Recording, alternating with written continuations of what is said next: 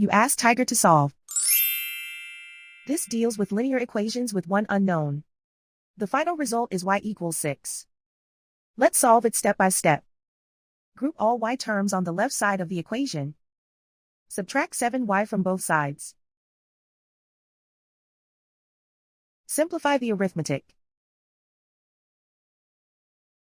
Group like terms. Simplify the arithmetic. Isolate the y. Divide both sides by 2. Simplify the fraction. Find the greatest common factor of the numerator and denominator. Factor out and cancel the greatest common factor. And so the final result is y equals 6.